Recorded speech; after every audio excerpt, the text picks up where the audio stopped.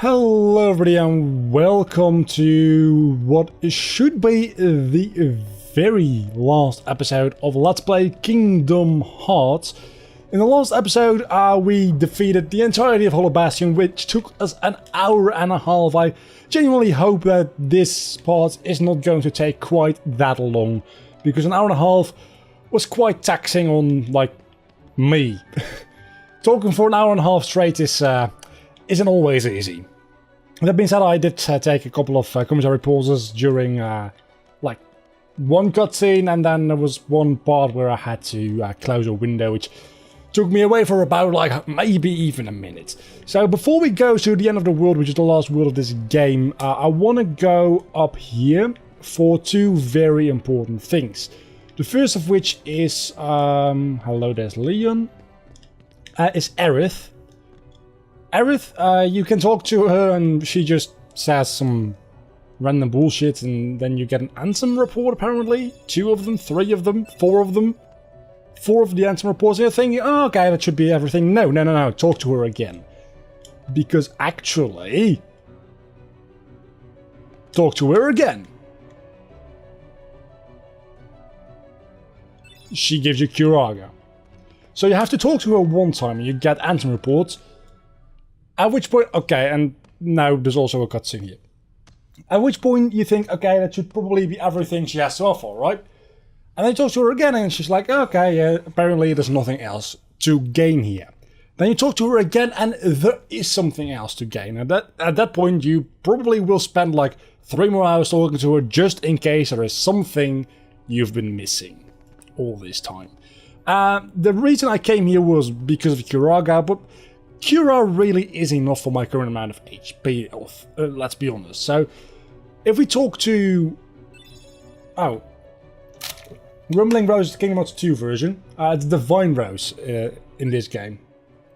And if we go to Equipment and then go to Oblivion, Divine Rose is 2 points stronger and doesn't decrease your magic. A powerful weapon that is difficult to deflect, capable of dealing string of critical blows. So that also makes it a lot more powerful. The only thing that the Oblivion has over the Divine Rose is its reach. It's a lot longer. But I don't care, because this has 2 more strength points, doesn't decrease your MP, and generally is just the best weapon in the game you can easily get. It might actually be better than the Ultimate Weapon. Just like the Sword of Pumpkin is better than the Ultimate Weapon in Kingdom Hearts 2. I am not 100% sure of that, but for any practical purposes, the Divine Rose is the best Keyblade in the game we are going to get. So, I actually wanted to go back to Traverse Town at first, because, I don't know, maybe there's something I can synthesize out of the materials I've gotten. Then I realized, no, because I have to synthesize those EXP necklaces and... actually, I think it's an EXP ring. And the other thing, which is fairly difficult to get before anything else unlocks. And I'm not going to go through all those optional Heartless, and I don't think I can even go through all of them yet, because I think you might need to kill some Neo Shadows for one of them. Might be mistaken there though. And Neo Shadows don't unlock until you have finished the entire end of the world. At which point you unlock... let's not get hit by anything.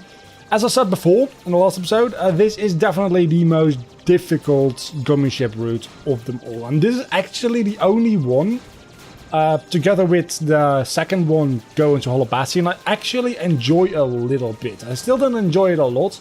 As a matter of fact, I think it's kind of sad that this is the best this game has to offer as far as gummy ship missions go. It's not bad, it's just... Okay, hear me out on this. You're gonna think I'm crazy, right? It's an analogy I use decently often in real conversation, in real life. But the execution here is good. It's just, if your source material, being the engine in this case, isn't good, there's nothing you can really do. And the analogy I usually make is, take the 50 Shades of Grey movie. I've only seen the first one. Okay, I'm going to make excuses now, but honestly, really, I did it for a school project. Because, you know, studying film and shit.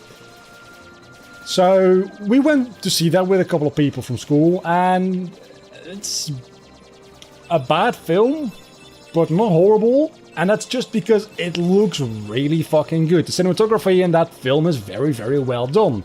Then again, if your source material is shit, in this case, the book, I've not read the book, but just the concept and the whole, like... Okay, so that's the entire Gummy Ship mission. The psychology behind it and everything, it's cringe-worthy, right? It's not good. So if your source material is bad, you can unleash masterful cinematography and filmmaking on it. If your story isn't good, your film is not going to be good. The same goes for this Gummy Ship thing. Even if the route itself is well made, the engine it works on and just the whole philosophy and concept behind that kind of gameplay just isn't fun to play. So even the best of it still isn't really good. I hope you guys understood kind of what I'm getting at here, because the more I talk about it, the less I understand myself. So I might kind of want to stop talking about this and start talking about the game again in a moment. Like I said last episode, I'm a lot more thirsty than I was last episode, excuse me. Like I said last episode, this world isn't that long. We get this room we're in right now with the cutscene. We get one more room, and then we get a sequence of rooms we can pretty much skip except like one or two. Then we get a boss fight, and then we get a wave-based challenge, and that's everything. But especially in this first room, you get interrupted every other fucking second with these Heartless.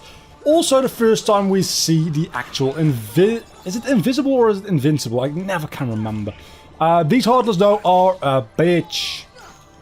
They appear here and they're not that big of a deal here. At the very end of this world, which is funny because it's called the end of the world, they start to appear in larger groups, which makes it a little bit more of an issue. And then in the Olympus Coliseum and the Hades Cup, which now should be unlocked, they also appear in larger quantities, and if there's a lot of them, they start to become a little bit of a problem. And then I think in the next encounter we are going to get introduced to the Angels, which those might actually be even worse. So some of these chests contain... Okay, so no Angels yet. Some of these chests do contain just downright enemies, so you might just want to skip these enemies, because I don't think these chests... Because I don't think a lot of these chests actually have anything useful inside them, and our equipment at this point and our item loadout, which we've never used items, I don't think, so far. But our equipment loadout is pretty good. Okay, pretty stoned, so that gave us literally like 100 money. Another thing you might want to take note of is the fact that the stones are pointing in a certain direction, and that's the direction you want to walk, because there's a lot of invisible walls here.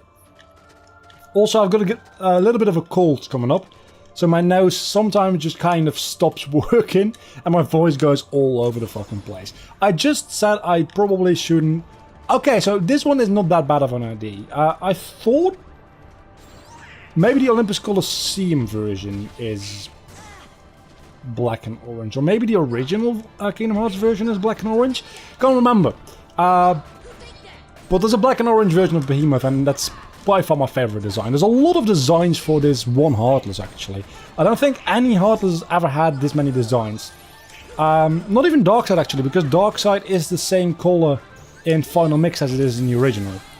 It does have a different design, though, in Kingdom Hearts Days. I don't think it's actually called Darkseid, but there is a purple Darkseid in Kingdom Hearts Days. You have to beat at least once, but I think he returns a couple of times. I know you fight him in Beast Castle, but I'm not sure if you fight him anywhere else in Kingdom Hearts Days. I don't know that much about Kingdom Hearts Days because I've completed the game I've completed the game, I think, 3 times. Probably should be walking in this direction, shouldn't I? I've completed the game 3 times, I think, but I have played it like 7. Which, these are the Angels, there we go, and, well, the first one's dead. I don't like Kingdom Hearts Days. I don't know. I still don't know after all these years if I actually consider Kingdom Hearts Days to be a bad Kingdom Hearts game or a bad game in general. It's definitely a bad Kingdom Hearts game. It's by far my least favorite. Yes, that means I think Coded, Recoded, the original Coded, let's ignore the existence of that actually. But I think Recoded is much better than Kingdom Hearts Days. I think Days is actually just honestly kind of a piece of garbage. As far as Kingdom Hearts games go, I am still not quite decided on the fact if I think it is a bad game in general. I am leaning more towards yes, it is a bad game. But it's Kingdom Hearts, so I'll deal with it, I guess? I don't know, the gameplay is actually horrendous, but the level up system works fairly well, and the story being told as non-existent, other than the character development going on. And there's a couple of nods towards something that will happen later on in the bigger, broader story, but that is probably mostly coincidence. Barring the appearance of Ventus, I suppose. Anyway, the gameplay just is bad, but the rest of the game is decent or good. I mean, the writing is very well done, the character development is actually better than any other Kingdom Hearts game. The way Xion is built up and then the climax around her is amazingly done. And I think people by now realize the meaning of this line, but some people, especially like 2 or 3 years ago, that was a Gale actually. That's one of the rarer items we'll need for synthesis. We would need if we were gonna do that, at any rate. But going back again, the line people, at least a couple of years ago, generally didn't understand, I think it's a lot better now, is when Xion, spoilers, is dying, Roxas is all like, but who will have ice cream with? And people are like, dude, she's one of your best friends, she's dying, and all you can think about is who you will have ice cream with. And while I can definitely understand that sentiment because it sounds a little bit ridiculous, let me clarify this for you.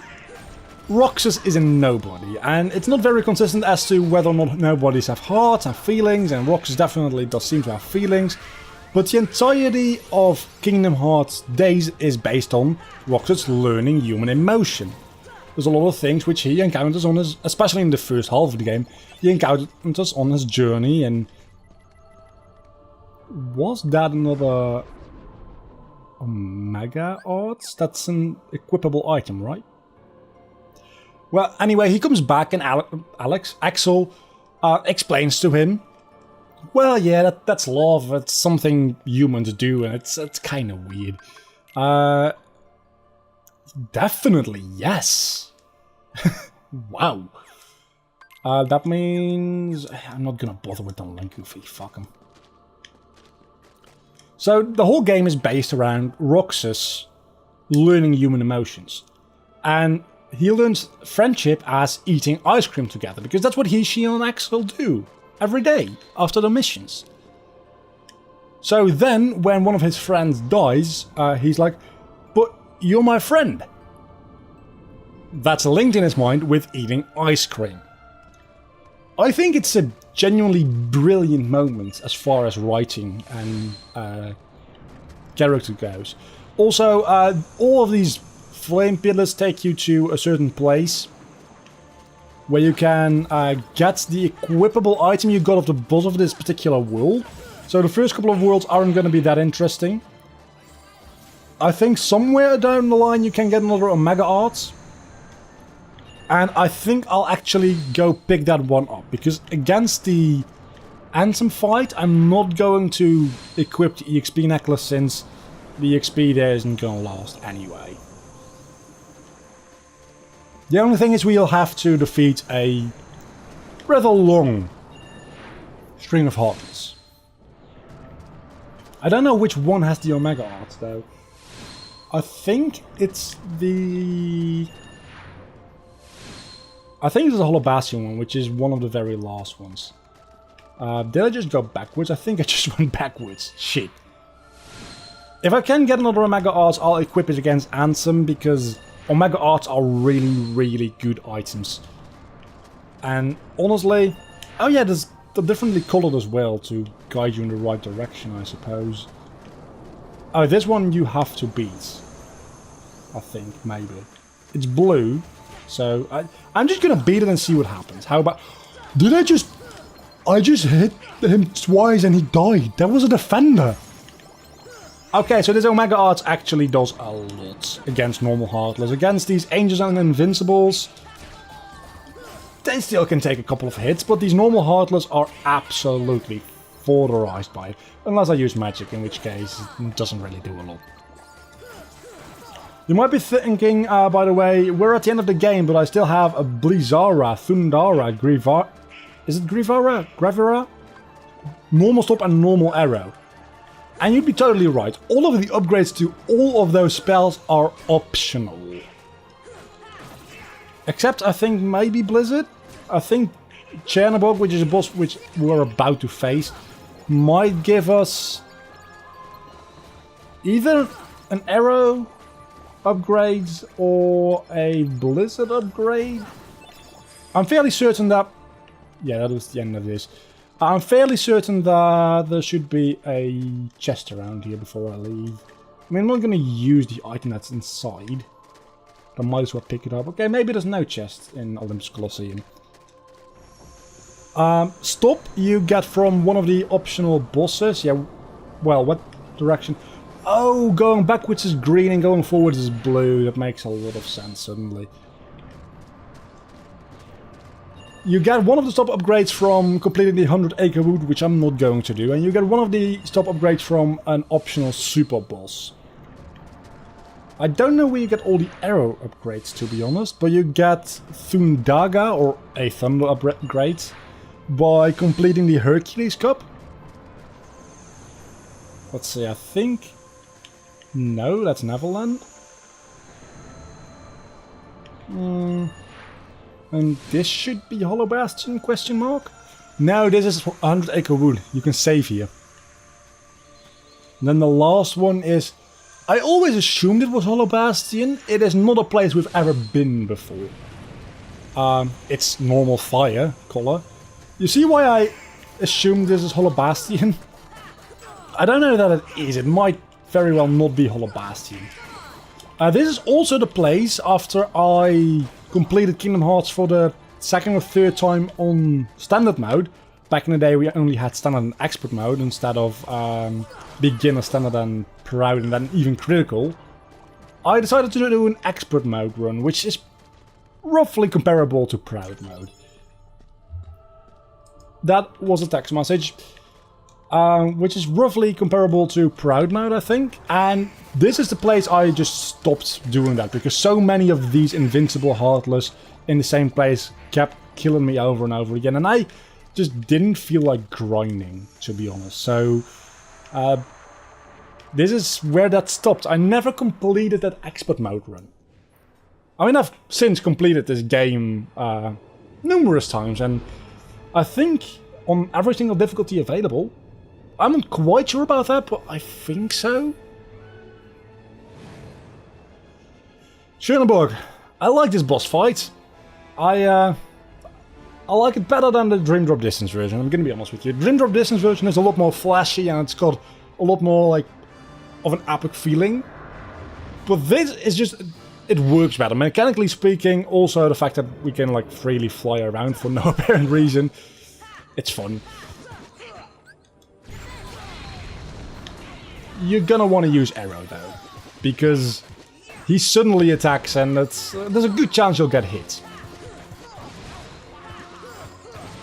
I usually just use Arrow on big bosses and the final boss. I don't know why that is, because they sound more intimidating to me, I suppose. I've got a thing for big bosses, I realized while writing a top 5 Mario bosses list. I don't know if that's been uploaded. Fucked.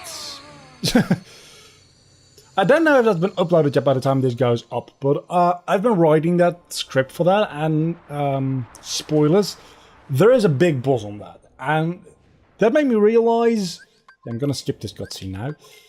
That made me realise I've got a thing for big boss fights, because I do like Chernobyl. I don't really like... Actually, I don't mind Ursula that much. But I also really like the actual final boss sequence once you leave Destiny Island. Spoilers, we're gonna see that in about like 20 minutes. We'll get back to Destiny Island. But I like that boss fight as well, and then I talk about the one in Mario Galaxy in that specific video. Again, spoilers, but I don't really care. And I like that one as well, and the strange thing is I haven't played Shadow of the Colossus yet, which is the one game known for having big boss fights.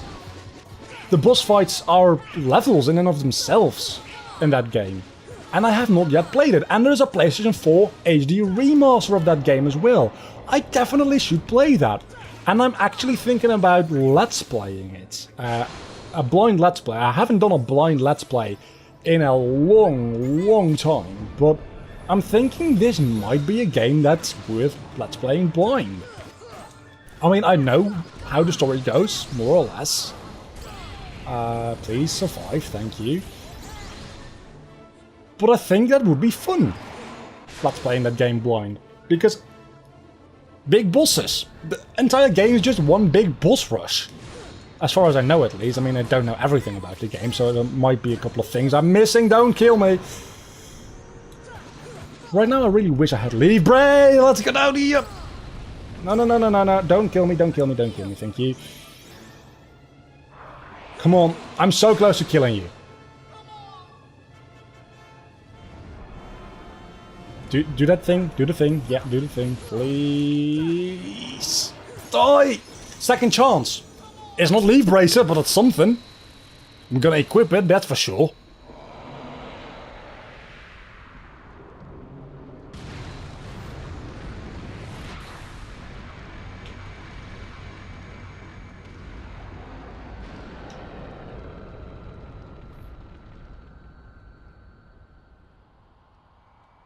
And now we get Super Glide, at the point where it's absolutely unnecessary.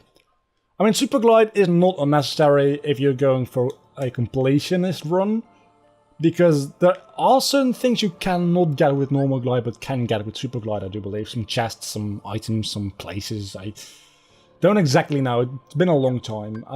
Abilities, second chance. Well, that's a really good reason to unequip Ragnarok, isn't it? So, the third Omega Art didn't end up happening. I think it is in one of those portals, but I'm not going to go through all of those portals. I just got Super Glide, why didn't I equip it when I was in the abilities menu? So, Super Glide, it works fairly simply. Normal Glide you can still use with Circle. Super Glide you use with Square. Then again, there's really no reason ever to use Normal Glide again, because Super Glide is literally the superior version. So I might have actually preferred it if Glide just got upgraded to Super Glide after this fight. There might be some mechanical or gameplay reason it is not. And if there is, well, I'm ignorant of it. But I would like to know. You may notice also Behemoth, big boss fight. Dragon Maleficent, decently sized boss fight. Cerberus, big boss fight. I think the thing I have for big boss fights is if you can actually physically get on them in order to fight them, that's good in my opinion. If they're a little bit too small to get on top of, they're not quite big enough for me. That sounds real weird. So as you can see, we have fought a couple of behemoths so far, and well, my strength went up. So it's a good thing I still have the XP necklace for this. What's gonna happen now is, little by little, this Heartless sign will break apart, and there will be more and more Heartless to defeat. And when we've defeated all the Heartless, the door will have opened and we can go to the final boss fight. Which, in and of itself, will take about probably another 30 minutes. So yeah, this is gonna be another 1 hour long episode. But hey, it's the finale.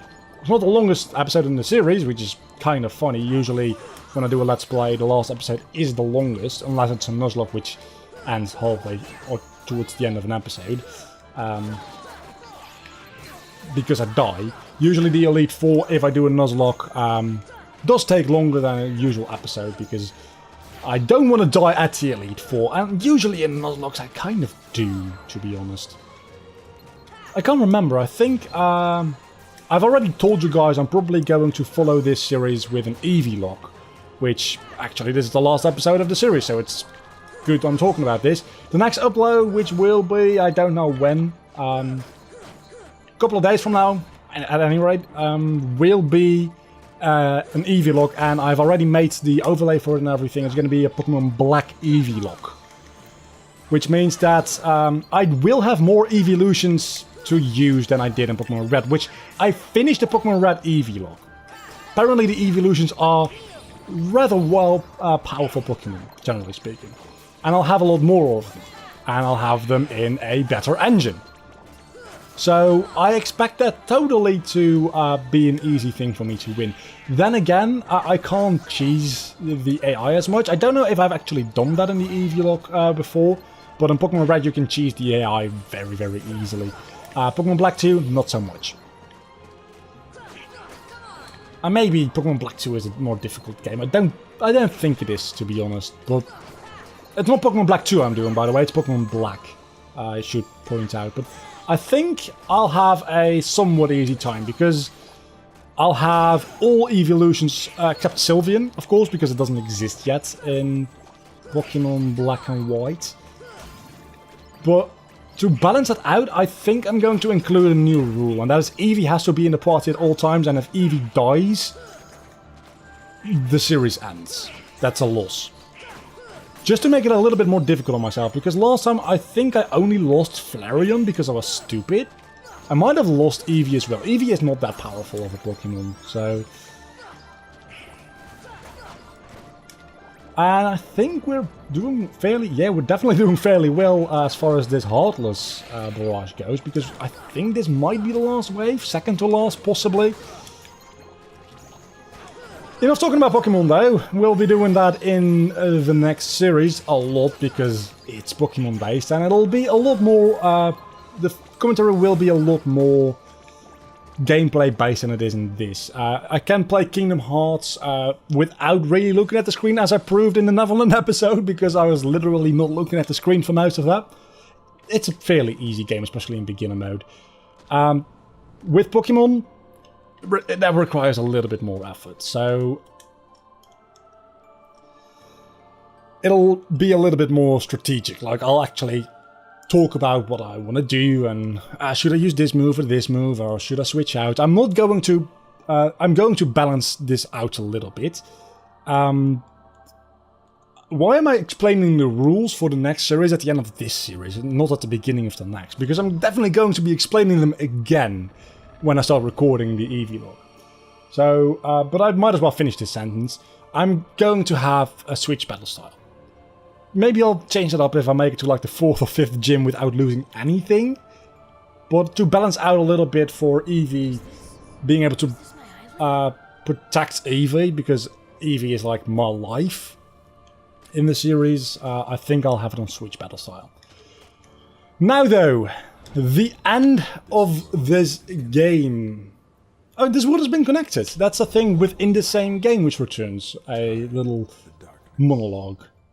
I was talking about that just last episode, returning monologues, but I was talking about cross-referencing within, like, series within different games, not within the same game. But I suppose this counts, at least in some capacity.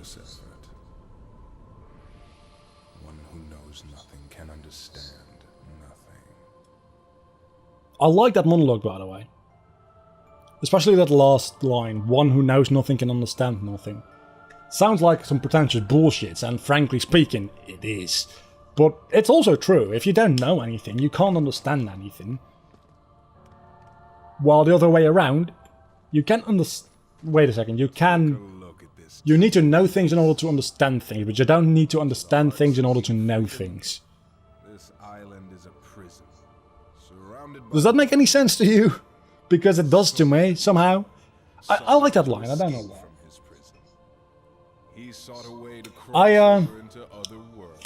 I think at this point that might be 7 years ago, I would say, maybe 8.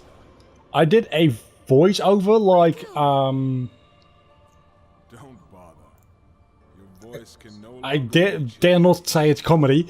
I attempted doing something like DBSA abridged and Yu-Gi-Oh! Abridged and all that kind of thing, but with just this scene of Kingdom Hearts, and it was horrible. Actually horrible. But that did show that even like years and years and years ago, I was already working on like making my own thing out of things and like being creative and doing some video production things, and even back then I did that. And honestly, that wasn't that long before I started my own YouTube channel. I did a little bit of vlogging, like making sketches and skits and that kind of stuff, and just vlogging. Before I did this, I did that for about a year, and then I did both channels in Dutch for like another year. Actually, no, I think my vlog channel survived for like 3 or 4 years before I ended up discarding it. And the funny thing is, that was a mildly successful channel for at the time for being a Dutch channel. It had, at its height, it had about, I think, 700 subscribers, which was, funnily enough, considered a mid-tier channel at the time. Because at the time of me having 700 subscribers, the largest channel in that very community, the Dutch community, had like 35,000 subs, which is now, even within the Dutch community, I think, not considered a extremely large channel, and worldwide, it's considered a small channel having 35,000 subscribers. At any rate, that compares roughly now to, I mean, say it's 50,000, because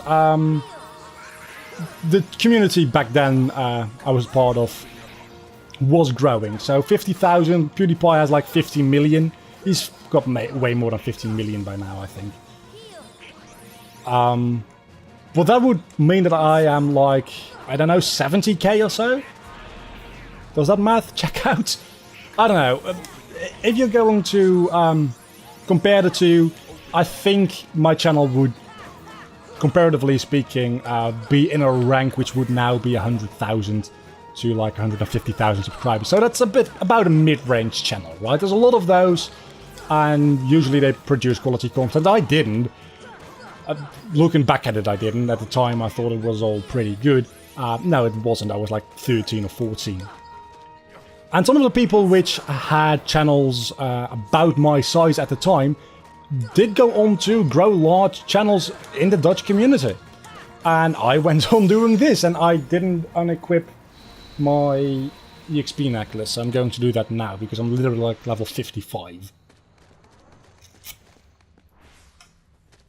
What was I going to talk about? Because this was a lead-in to a story I wanted to tell. Did I just want to brag about the fact that I had a mid-tier channel?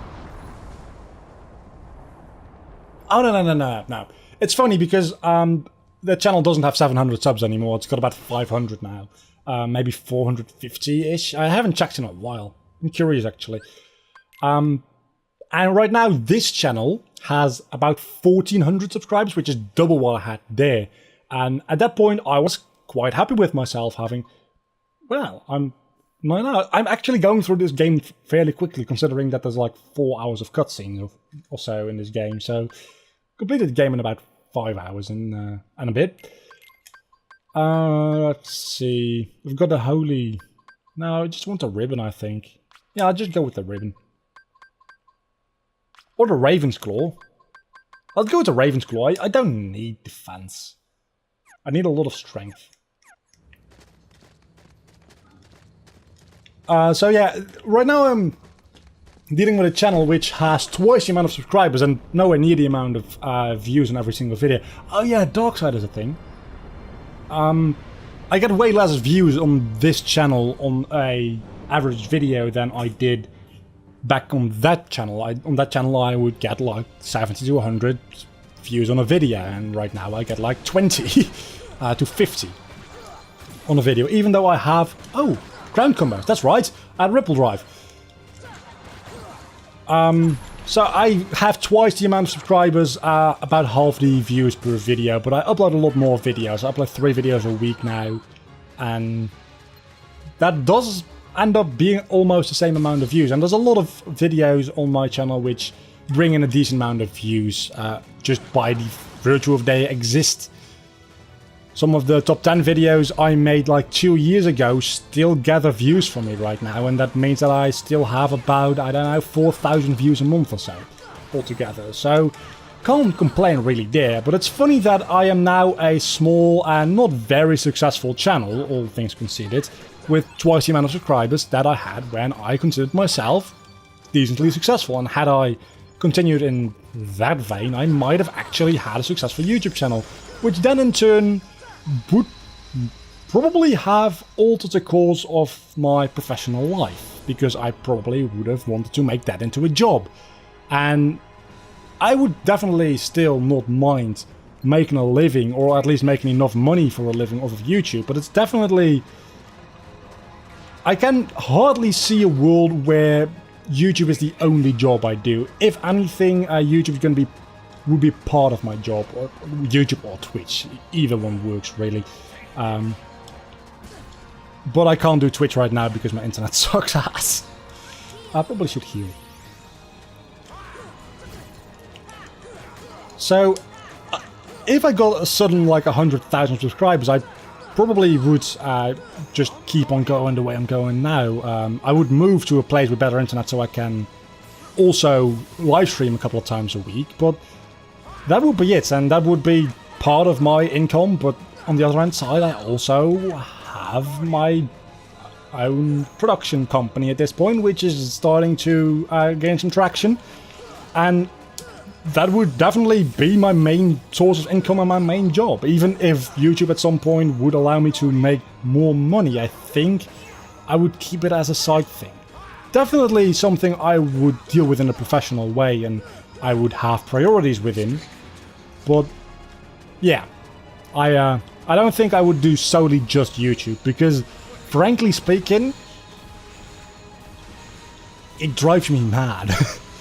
I used to, during summer vacations and all, well, every vacation honestly, but summer vacation is the longest, when I still lived at home with my parents, I used to do YouTube as a full-time thing. I would spend most of my day doing YouTube, recording Let's Plays, doing some live streams when I could, that kind of thing. And then when I moved out, I realized, for some reason, I suddenly don't like spending 8 hours a day anymore, every day, 7 days a week, or even 6 days a week, doing this YouTube thing. I want some variety, and that's also the reason why I'm self-employed now, instead of working for an employer, is it doesn't get as dull. You don't fall into a certain, well, do this, then do this, then do this, then do this, then go home. Because every day is just that little bit different.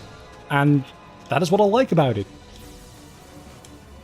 So yeah, that's my career plans.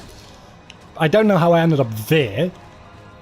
This is a really weird episode, especially for being a final episode. Also, I have not talked about this fight whatsoever. This is definitely my least favorite Ansem fight, just because it drags on so goddamn long.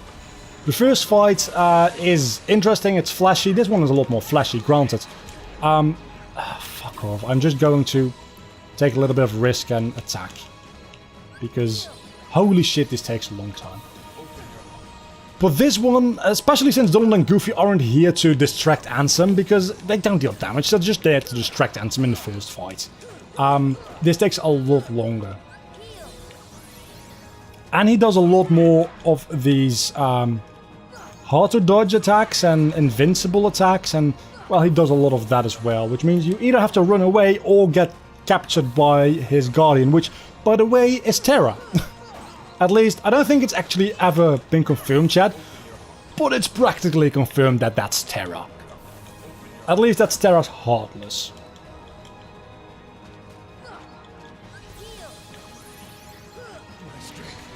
Please, just let me murder you. I don't like this fight. If I'm done with this fight within the next 5 minutes, I probably will be within the next 5 minutes actually, because he's only got one ball left. It's not that bad of a fight.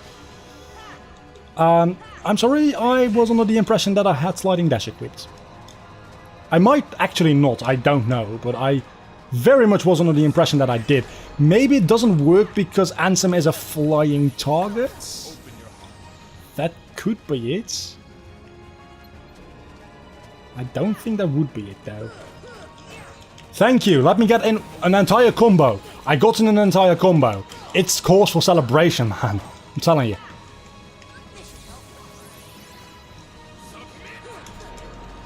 Okay, so I'm just going to stop caring about his submit capture thing. I'm just going to smack my keyblade into his face, and that works so much better. I did this time change out the EXP necklace.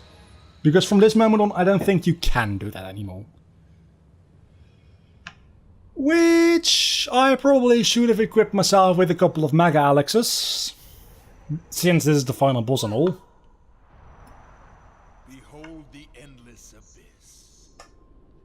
I don't know why that shot has the subtitles. I do know on a technical level, I think, why it has those ghostly subtitles and the rest of this scene doesn't. But why does this filter also apply to the subtitles, I might ask? That's actually very interesting, because that implies that the subtitles are rendered... You see here, it's vague again, it's a little bit blurry. That implies that the subtitles are rendered onto the screen before any filters are applied.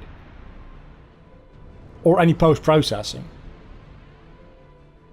It would be very easy, I imagine, to swap that around, right? Or would that run into other kind of issues where the subtitles don't stay properly put on screen? I don't know. But it's really annoying to read subtitles that are all like blurred and have ghosting going on and everything. Maybe it's an artistic choice, but it's an artistic choice I do not appreciate, if anything. Here we go, the actual final boss, phase 1. Yeah, we're going to do a lot of this. We're gonna be fighting Ansem, and then we're gonna be fighting his ship, and then we're gonna be fighting more of his ship, and even more of his ship, and then we're gonna be fighting Ansem again, and then we'll be done. It's really that easy. Probably should actually use arrow here, because there's a lot of things that can deal damage, and I want to be able to heal myself in time before I die. Because I think you get reset into the phase you were fighting when you died. You might just get reset back all the way. I mean, right now it doesn't matter, because I'm 100% certain that you get reset to this phase if you die. But maybe later on you'll get a reset to this phase as well if you die. I don't think so though, I can't imagine that being the case. As you can see, there's no real need for any tactical things going on here. You just keep mashing X button and then cast arrow when it runs out and cast cure when you are low on HP. And that, as they say, is that. First part of the boss fight done. Oh, I think I know. That slow motion blur filter is what happens at the end of every boss fight. And they want a heads-up display to also blur with it. And I bet you that the heads-up display is rendered in the same way as the subtitles, so the subtitles also get blurred because of that. Or it might just be an artistic choice, I honestly don't know. This is a lot of HP. I like Ripple Drive, it isn't that good of a move, I don't think. It might be if you have a lot of MP, but I like the way it looks. And I also like these darkness parts within this boss fight. It's very good. So this was the first one. Then we have to fight his ship. I think we fight... What do we fight? Do we fight the head first or do we fight the head second? I think we fight the head first.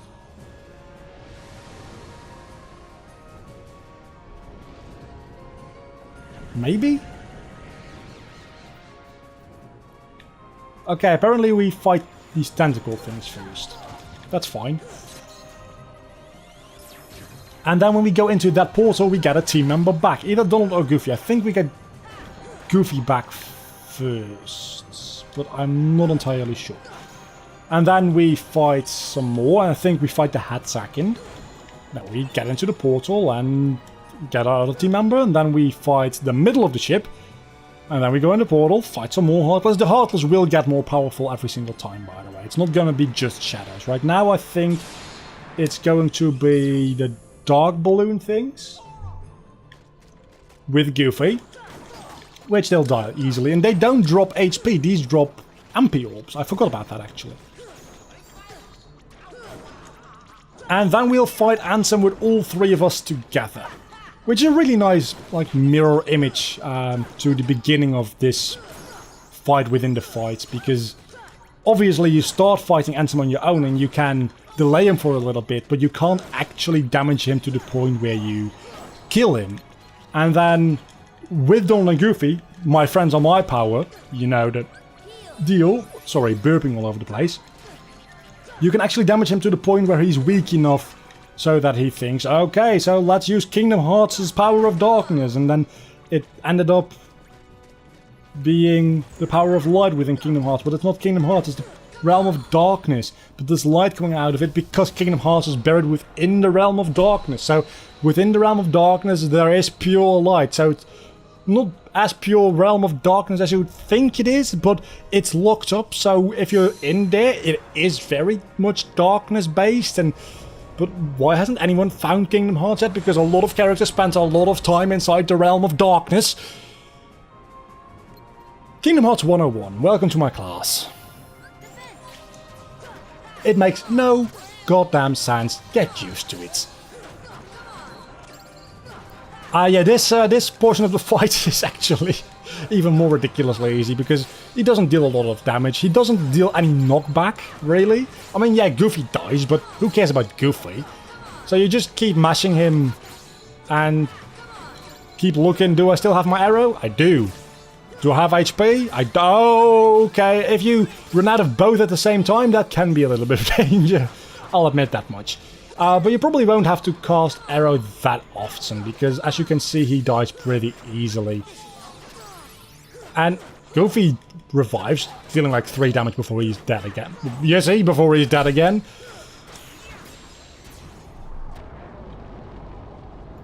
And that's the head gun. It's...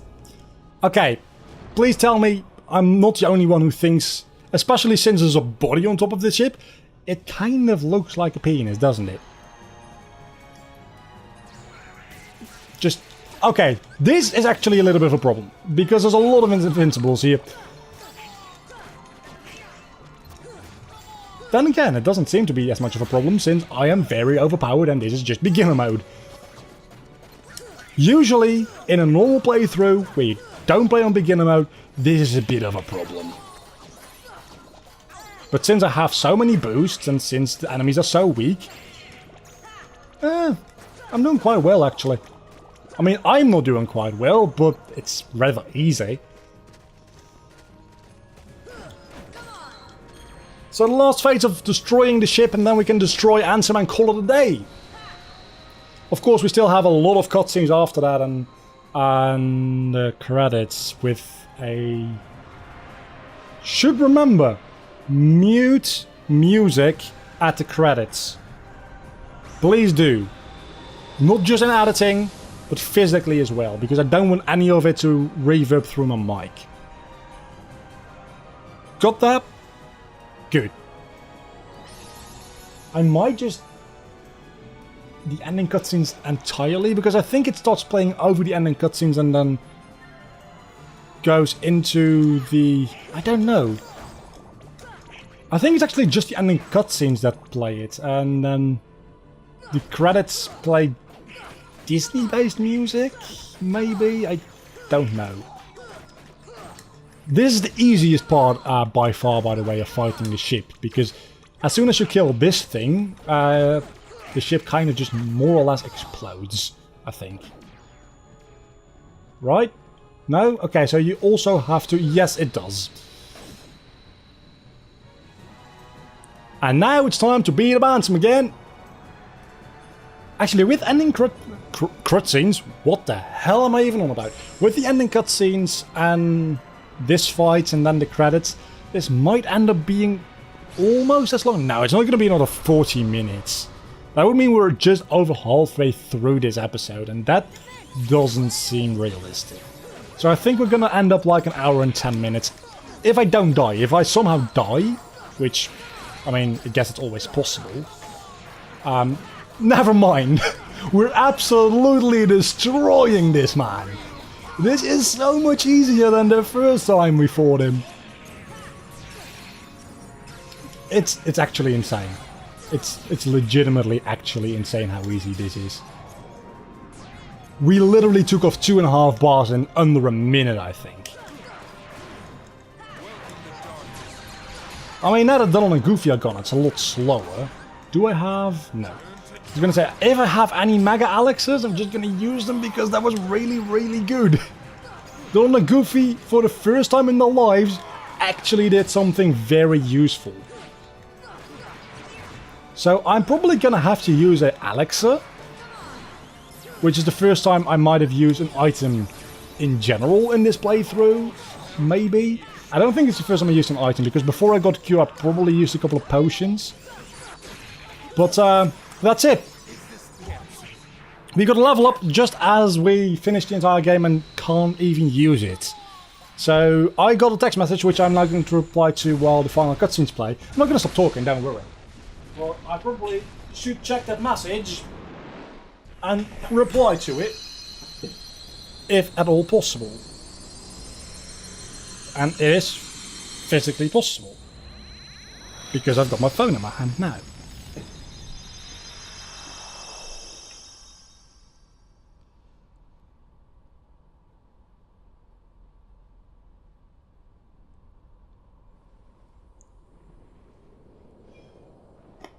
This... It is futile.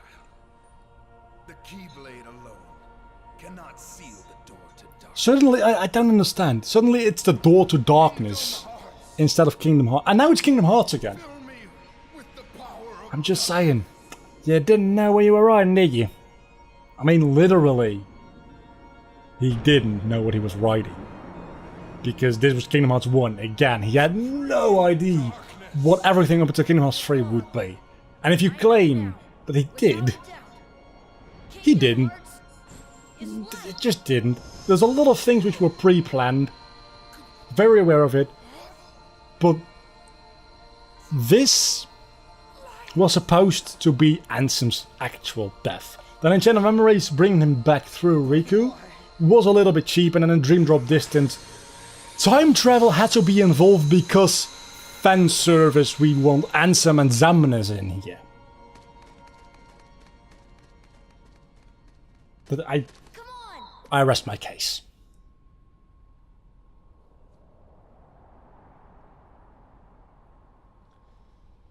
So I think I should be talking about what I thought about this game as a whole. Not like I've not been doing that. I cut myself. How the hell did I cut myself?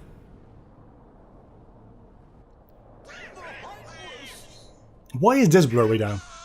Probably because they want to hide the fact that the Heartless behind the door looks so very bad. This is, at this moment, Aqua is fighting her final boss in Kingdom Hearts 0.2, a Fragmentary Passage. It's just a fun, interesting thing to think about. I really do appreciate how much detail went into that, even to the point where Mickey lost his clothes to match him with the Mickey we see here, because obviously Mickey wasn't fully designed and developed yet as of Kingdom Hearts 1. his style and his look and who he was in the Kingdom Hearts universe was set in motion starting in Kingdom Hearts 2 and even more in Kingdom Hearts Dream Drop Distance. So this is just a normal Disney one, and even so, his feet, I don't think, I could be wrong about this, but I think his shoes still don't match the ones he wears in, well, just his modern costume. It's a little detail though, and I'm very glad they did remove his shirt. It sounds really weird being glad Mickey Mouse's shirt got removed.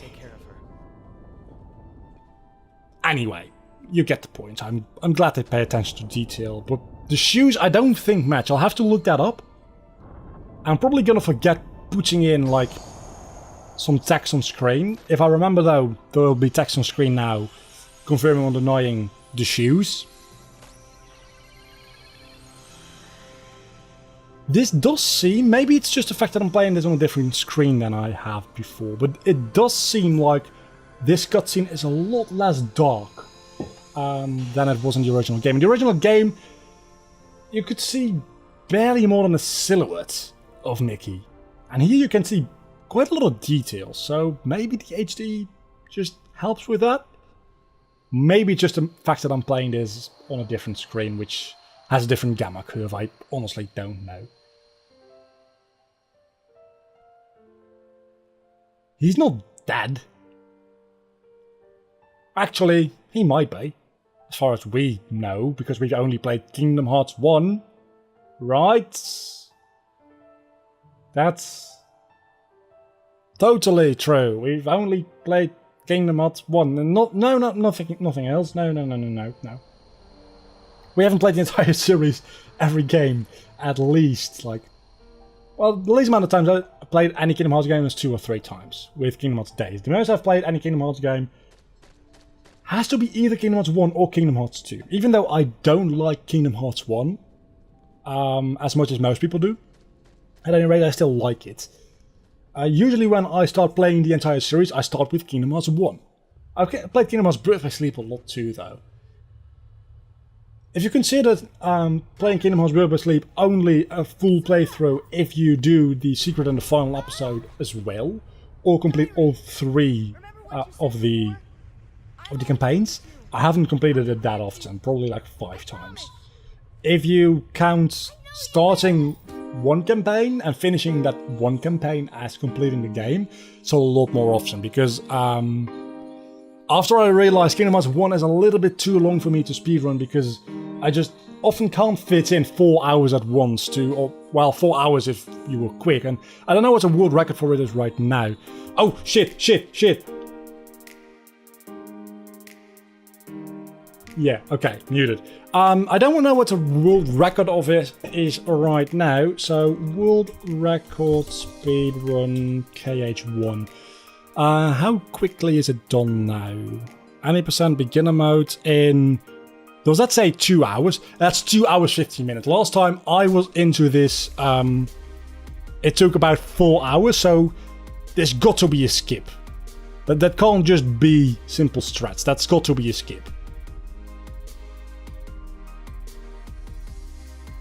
Which, if that is the case, congratulations! Finding something like a skip or any sort of glitch within Kingdom Hearts, very rare. I think actually I know one of the new strats has to do with gummy ships. If you're over halfway through a gummy ship and quit it, it does count as unlocking the world. I think that's how it works. Anyway, so it's 2 hours 15 minutes, but that's the world record. So that means I would, even with those strats and skips, if I could master them, I'd probably still be playing this for 3 to 3.5 hours. And back in the day that was 4, and that meant I was playing it for about 5 hours. So I figured, let's do a single campaign of Birth by Sleep, and seeing as how Terra is my favourite, I picked Terra, and those runs usually last about an hour or so at world record pacing. World record Kingdom Hearts Birth by Sleep Terra, let's see. What is that on now? I can see here one for 1 hour 14. So that's about, I can see here one former world record What? That's... Critical level 1. Former world record for only Terra is 53 minutes. That's insane. So probably the actual like normal world record is probably at this point like 35 minutes. Or something ridiculous like that. Then again, no, actually, I don't think it is. Hear me out. Because if you're level 1, if you're doing a level 1 run on critical, you're probably just skipping most, if not all, of the enemies. Whereas in a normal run, you fight the enemies to gain experience. At least you fight some enemies to gain experience. So, but I'm still inclined to believe that it's around a 1 hour mark. So I usually took about 1 hour 40 or so to complete the game. And that's a lot more manageable than 5 hours, I'll tell you. So, at some point I figured out though that I wasn't gonna do that. In order to be good at speedrunning, you need to do it consistently, and especially with the live schedule I had back then, consistently live streaming and practicing just didn't happen. But if you do count those towards my total amount of times playing Birth by Sleep is definitely my most played Kingdom Hearts game. I think Kingdom Hearts 2 is the one I completed the most times now. I think I completed that... I don't know, maybe Kingdom Hearts 1. I completed them both around 15 times, I think. Maybe a little more, maybe a little less, but roughly 15 times. And then there's games like Kingdom Hearts Recoded, which I've probably only completed 3 or 4 times as well, and I'm Birth by Sleep a lot, and days I try to not touch if I can. And then Chain of Memories, actually, I think I completed about 5 times, maybe 6. And completion, I mean, of course, that combines Re-Chain of Memories and the normal Chain of Memories, by the way. Completion, I mean both Sora and Riku stories. If I just count Sora's story, I don't think I've actually ever started to play Chain of Memories and then stopped after Sora. Because at the point where I unlock Riku, I'm always happy to have unlocked Riku. And then I play Riku. So, I think the music is... Yeah, but it's still copyright.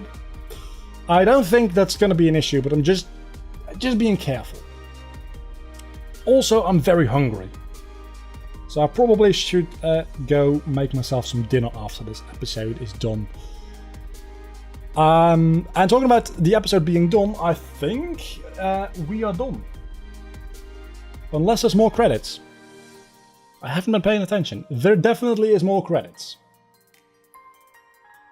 I don't like a lot more credits, but at least it's not copyrighted music anymore, so what I'm going to do is I'm just going to keep talking until this is done, but at the same time I'm just going to start scrolling through Instagram.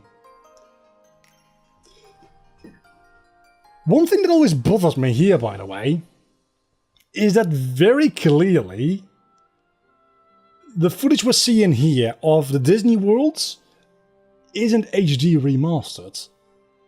That's just the original footage, and I think they thought they could get away with it because it was such a small screen, and to a certain extent, I mean, assuming it's about 480p, it fits like 6 times in a 1080p screen. Well, in a full screen, assuming that's 1080p, so it would roughly work, but you can see the anti-aliasing is just, it's off. It's just way too jagged and it's just not sharp enough. Maybe though, maybe just being downscaled and it is being rendered again in the HD remaster and it's not pre-rendered. Because if it is footage from the original game, you would assume that it's pre-rendered and they just reused the same ones. If it's rendered live, which it could be, I don't think it is, but it could be. It could also just be the fact that the anti-aliasing in any console game ever is just not that good because processing power, I suppose. And scaling it down makes edges and things more jagged in general at higher resolutions. It used to be the case. I don't think YouTube does that anymore that badly, but if you... Actually, we can try that. If you played a small YouTube video and you selected 1080p or I suppose 4K would work, it would become very pixelated. So let me try that actually. Well, the player itself has become a lot bigger over the years. So let's just do 4K video. That'll work. 4K, Sony presents. Let's see. It is a little bit more pixelated when I play it at 4K on a smaller window. You can mostly see it with text, not as much with actual film footage. But with text and other typography, I suppose any text is typography and the other way around in a way. You can definitely see it does make a little bit of a jagged edge. So maybe that's what's going on in Kingdom Hearts as well. I still think it's pre-rendered footage from the original game. And they thought they could get away with it. And honestly, I think for like 75% of people, they probably did get away with it. The other 25% of people are people that played this game way too much. And then also, in addition to that, have a little bit of a keen eye for visuals. The combination of that makes me complain about that kind of stuff. Is it important? Hell no, it's not. It's the credits. Nobody even looking at this. I mean, the only reason that you're still here, if you are still here, is because I dropped my phone. That's really weird that you're here because I dropped my phone. Did you know I was going to drop my phone? Because if you knew I was going to drop my phone, you could have fucking warned me. Anyway, the only reason you're still here is because if you are still here, which probably not, because we're literally like an hour and something in right now, an hour and 6 minutes, is because I'm still talking, not because you want to know that the consulting artist was John Loder, or the president is Jan Smith. Okay, funny story there. There is a singer here in the Netherlands called, I suppose the English pronunciation would be Jan Smith, but he's called Jan Smith, right? Without an H, because I'm getting a lot of text at the same time. We don't really do TH in the Dutch language, not often at least. It's really common in English, but it's something you have to get used to when learning English. Because such as a couple of other things, especially combinations with certain letters which make new sounds, English has a lot more of that than Dutch. Dutch has, like, the CH in words like channel is the same as a G, as far as pronunciation goes. Back in the day, there were both of those because CH is a softer sound than the G, but now they're pretty much interchangeable. But spelling-wise, that still is kept in the language. But we also have SCH, and that is, funnily enough, a harder sound. So maybe I'm reversing these. Maybe the CH was a harder sound and the G was a softer sound. Makes a lot more sense, because SCH is a very harsh sound on the throat to make, like, improper Dutch. A lot of people actually have really hard times. Hang on. I've got a dry throat suddenly. Throat, that's one of those words. It's just, the structure of it is so non-Dutch that it's weird for a lot of people. But it's a lot of work to get rid of a Dutch accent because of that. Because we make words, we structure words fundamentally differently. And getting rid of one accent or the other, I mean, a lot of people have a hard time getting rid of their accents. Because every language works in subtly different ways. But the combination of these kind of letters which make exclusive sounds which don't exist in other languages, adapting to that is a difficult thing. And the only way you can do that, of course, is doing it a lot, talking a lot of English. If you go back to some of my first English videos, you can tell I still have a rather strong accent, and of course, it feels a little bit forced that I sound British. It is not. I still sound a little bit British, not as much as I did then. It's not forced. It's not at all. It's just the way I talk. The way I talk, my accent is just a clusterfuck of all kind of different accents. There's a little bit of Dutch in there because of course there is. That's my first language. That's what I talk on a day-to-day basis.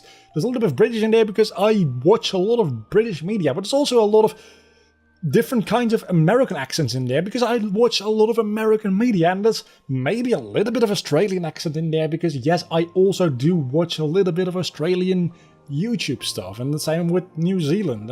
It's a little bit of a clusterfuck of everything together, but thank you so much for watching this Let's Play. Wow, I went into that very smoothly, and now I broke up the pacing by saying that Anyway, thanks so much for watching this entire Let's Play. Next time we'll see each other, it'll be a Pokemon Let's Play, and that means that I'll actually see you guys, because as I said, the viewership on Kingdom Hearts isn't that high. Anyway, see you later. Bye.